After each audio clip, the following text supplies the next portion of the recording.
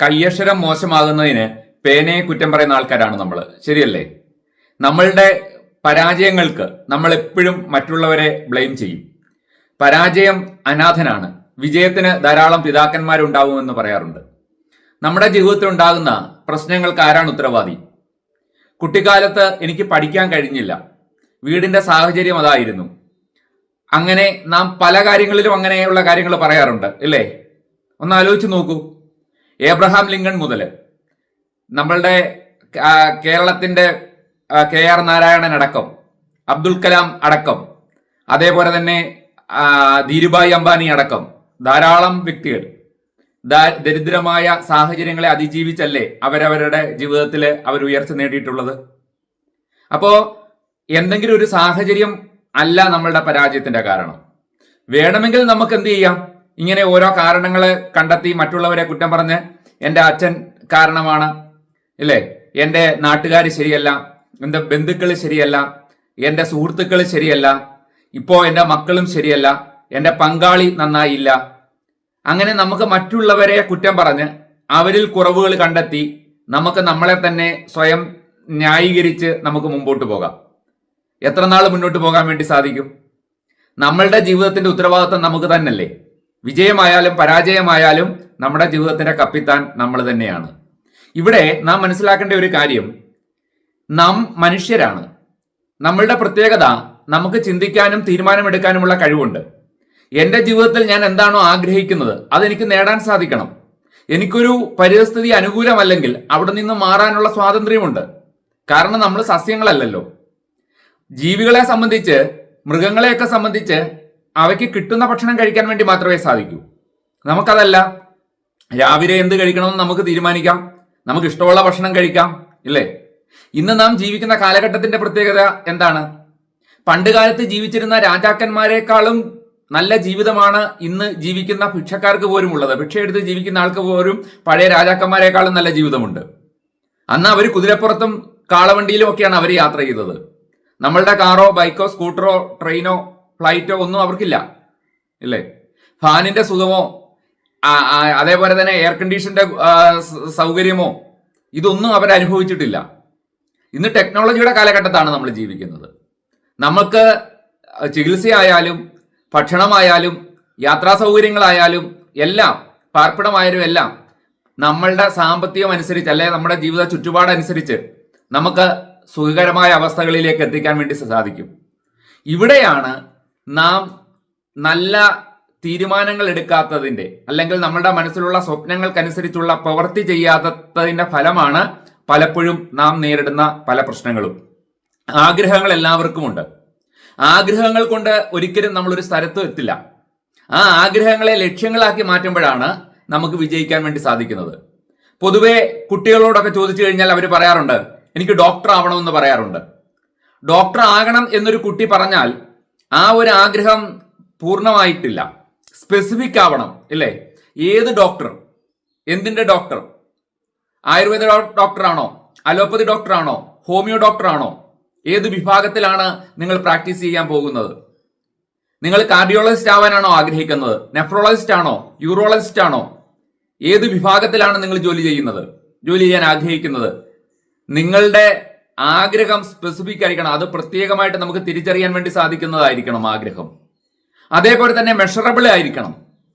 അതായത് എനിക്ക് പണക്കാരനാകണം. അങ്ങനെ പരത്തി പറഞ്ഞാൽ നമ്മൾ പണക്കാരനാവില്ല. അത് അംബീഷനാണ്, നമ്മുടെ ഒരു സ്വപ്നമാണ്, ഒരു ഡ്രീമാണ് നാം പറയുന്നത്. അത് ഗോളായിട്ട് മാറണമെങ്കിൽ നമുക്ക് കൃത്യത വേണം. പ്രതിമാസം എത്ര രൂപ വരുമാനമാണ് നിങ്ങൾ പ്രതീക്ഷിക്കുന്നത്? നിങ്ങളുടെ വാർഷിക വരുമാനം എന്താണ് നിങ്ങൾ പ്രതീക്ഷിക്കുന്നത്? അത് അളക്കാൻ പറ്റുന്നതായിരിക്കണം നിങ്ങളുടെ സ്വപ്നം. അതേപോലെ തന്നെ അച്ചീവബിൾ ആയിരിക്കണം. അത് നമുക്ക് നേടാൻ പറ്റാത്തത് നാം പറഞ്ഞിട്ട് കാര്യമില്ല. എനിക്ക് അടുത്ത മാസം 1 കോടി രൂപ വരുമാനം വേണം, അടുത്ത മാസത്തെ എൻ്റെ ഇൻകം 1 കോടി രൂപയാണ്. ഓക്കെ, ശരി. അതിന് എന്ത് പദ്ധതിയാണ് എൻ്റെ കയ്യിൽ ഉള്ളത് എന്നൊരാൾ ചോദിച്ചാൽ എനിക്ക് പറയാൻ ഒരു പദ്ധതി വേണം, ഒരു മാർഗം വേണം, ഒരു ആശയം വേണം.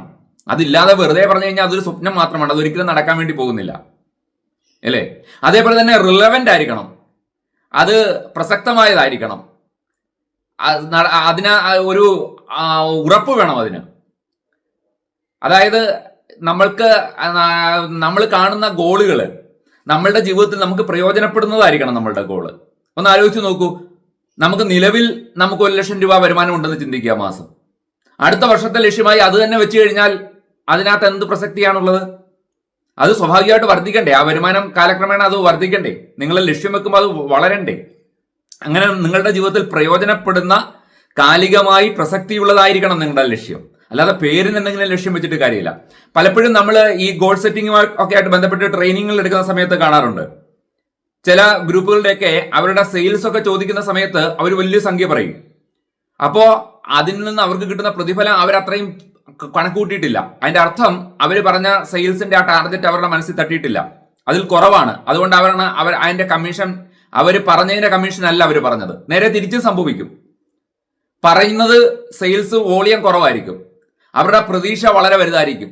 അത് ഒരിക്കലും സംഭവിക്കത്തില്ല. സെയിൽസിൽ നിങ്ങൾക്ക് കമ്മീഷൻ കിട്ടണമെങ്കിൽ നിങ്ങളുടെ സെയിൽസ് വോളിയം വർദ്ധിക്കണ്ടേ? സെയിൽസ് വോളിയം വർദ്ധിച്ചാൽ കമ്മീഷനും വർദ്ധിക്കും. സെയിൽസ് വോളിയം കുറവാണെങ്കിൽ കമ്മീഷനും കുറയും. യാഥാർത്ഥ്യ ബോധം വേണം, റിലവന്റ് ആയിരിക്കണം നിങ്ങളുടെ ആ സ്വപ്നങ്ങൾ. അതേപോലെ ടൈം ബൗണ്ട് ആയിരിക്കണം. ഒരു നിശ്ചിത പരിധിക്കകത്ത് നടക്കണം. കാറ് വാങ്ങും, ഏത് കാറ് വാങ്ങും, ഏത് കളർ വാങ്ങും, എന്ന് വാങ്ങും, എന്നെങ്കിലും ഒരു കാറ് വാങ്ങും എന്നുള്ളൊരു സ്വപ്നം വെച്ചിട്ട് കാര്യമില്ല. വീട് വെക്കും, എന്നെങ്കിലും ഒരു വീട് വെക്കും എന്ന് പറഞ്ഞിട്ട് കാര്യമില്ല, എന്ന് വെക്കും. അപ്പോ നമുക്കൊരു കൃത്യത വരും.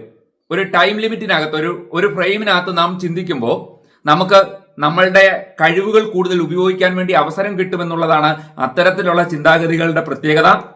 ലോകത്ത് 3% ആളുകൾ മാത്രമേ ഇത്തരത്തിൽ ഗോൾ സെറ്റ് ചെയ്യുന്നുള്ളൂ. അവരിൽ 1% ആൾക്കാർ മാത്രമേ താങ്കൾ സെറ്റ് ചെയ്ത ഗോൾ എഴുതി വെക്കുന്നുള്ളൂ. അതുകൊണ്ട് തന്നെയാണ് ലോകത്ത് വിജയികളുടെ എണ്ണം എപ്പോഴും കുറയുന്നത്.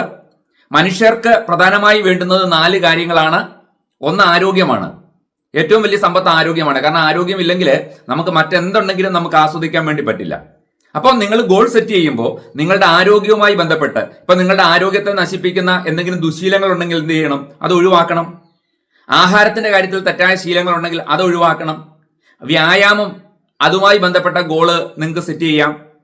അത് അത്യാവശ്യമാണ്. ഒരു മനുഷ്യനെ സംബന്ധിച്ച് അവന്റെ ആരോഗ്യം സംരക്ഷിക്കാൻ വേണ്ടിയിട്ടുള്ള ലക്ഷ്യങ്ങൾ അവൻ ആവശ്യമാണ്. രണ്ടാമത് നമുക്ക് വേണ്ടുന്നത് സാമ്പത്തികമാണ്, സമ്പൽ സമൃദ്ധിയാണ്.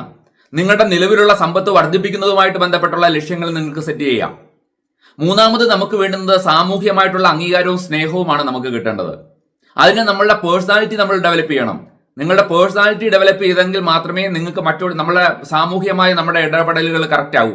ആ തരത്തിലുള്ള ഗോളുകൾ നമുക്ക് സെറ്റ് ചെയ്യണം. ഈ 3 കാര്യങ്ങൾ നമ്മൾ കറക്റ്റായിട്ട് സെറ്റ് ചെയ്ത് കഴിഞ്ഞാൽ 4ാമത്തെ കാര്യം നമുക്ക് ഓട്ടോമാറ്റിക്കായിട്ട് കിട്ടും, മനസ്സമാധാനവും സന്തോഷവും. അപ്പോ നമ്മളുടെ ജീവിതം സാഹചര്യങ്ങളുടെ ഇരയാകരുത്. ഒരു നദിയിൽ ഒഴുകുന്ന ഒരു തടിക്ക് യാതൊന്നും ചെയ്യാനില്ല. ആ നദിയുടെ ഒഴുക്കിനനുസരിച്ച് അങ്ങ് പോവുക മാത്രമേ ചെയ്യാനുള്ളൂ. മനുഷ്യ ജീവിതം അങ്ങനല്ല. മറ്റു ജീവികളിൽ നിന്ന് നമ്മളെ വ്യത്യസ്തരാക്കുന്നത് നമ്മളുടെ ഈ കഴിവാണ്. അതുകൊണ്ട് കഴിഞ്ഞ വർഷത്തെ പോലെ തന്നെ ഈ വർഷവും ജീവിക്കാൻ വേണ്ടി തീരുമാനിക്കരുത്. ഓരോ ദിവസവും പുതിയ പ്ലാനിങ്ങോടുകൂടി ആരംഭിക്കാൻ വേണ്ടി സാധിക്കണം. എപ്പോഴാണോ നിങ്ങൾ ഈ വീഡിയോ കാണുന്നത്, അല്ലെങ്കിൽ എപ്പോഴാണോ നിങ്ങളുടെ മനസ്സിൽ ഗോൾ സെറ്റിംഗ് എന്നൊരാശയം കിട്ടുന്നത്, പുതുവർഷത്തിന് വേണ്ടി കാത്തു നിൽക്കേണ്ട കാര്യമില്ല.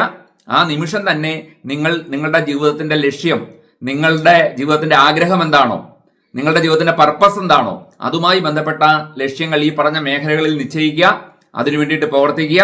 തീർച്ചയായിട്ടും എല്ലാവർക്കും അത്തരത്തിലുള്ള വിജയങ്ങൾ നേടാൻ വേണ്ടിയിട്ട് സാധിക്കും. നമ്മളുടെ ചാനൽ സബ്സ്ക്രൈബ് ചെയ്ത് സപ്പോർട്ട് തരണം.